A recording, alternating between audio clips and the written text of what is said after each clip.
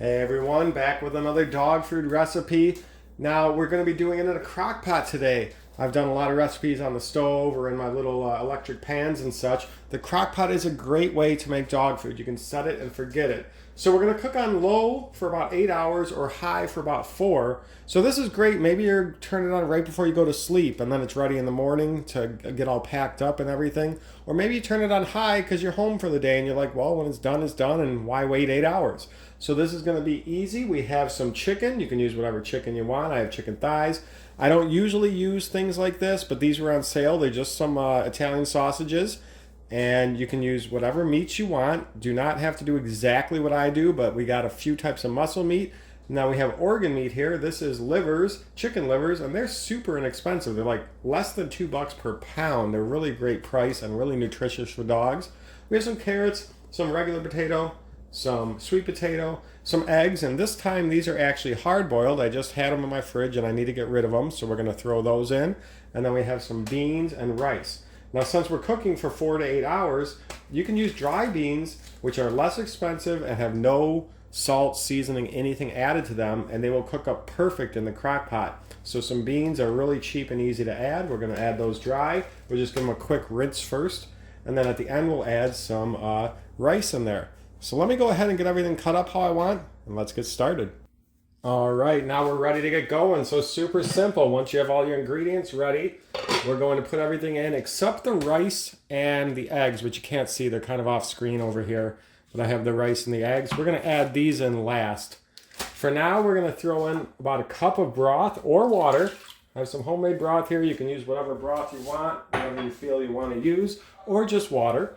And now we're just going to throw everything in. So we have our livers. We have everything over there as well. Let me get the carrots in. The rice, it looks like this is about a cup of rice, dry. Oop, let me go ahead and rinse this real quick. I forgot to do that. Okay, the beans.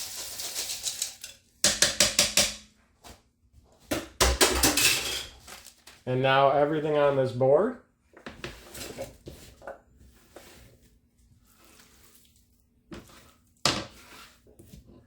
And look at that. That was not that much expense in food. I think this was a 4-quart crock pot, and it is almost full to the brim.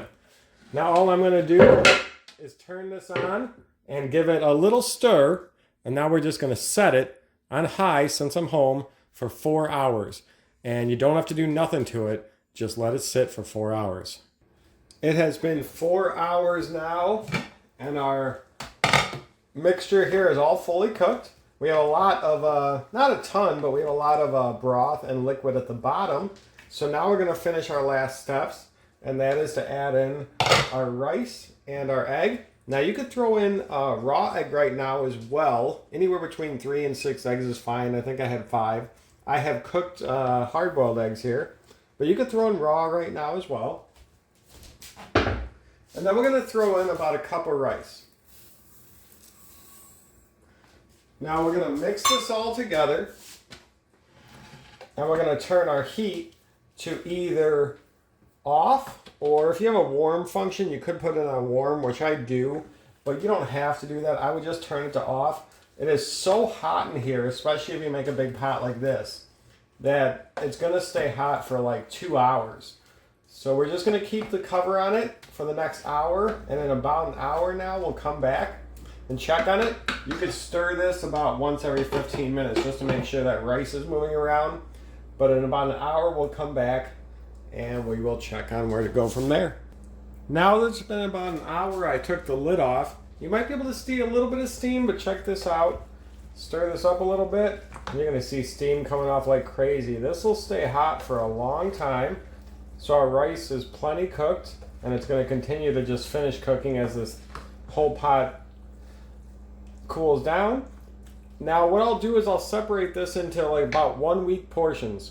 Of course, depending on the size of the dog, a 1 week portion will be different.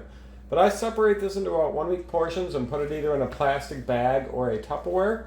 And then I put 1 week worth in the fridge, and then I put the extra week's worth in the freezer, and I take them out as needed.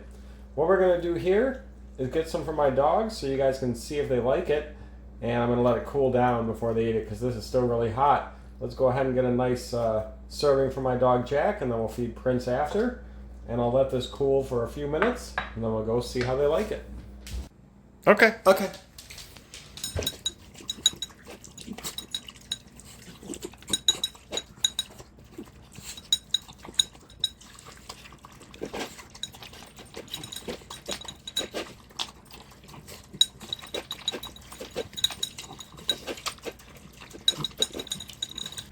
And for this cook, this is what I ended up with, about a week's worth in the container here, and then a week's worth that I'm going to put in the freezer. So I got fridge and freezer for about 2 weeks of food now. Now, as you saw, my dogs are small. Bigger dogs would need more, of course. But this works great for me. If you have any questions, leave a comment below. We'll see y'all later.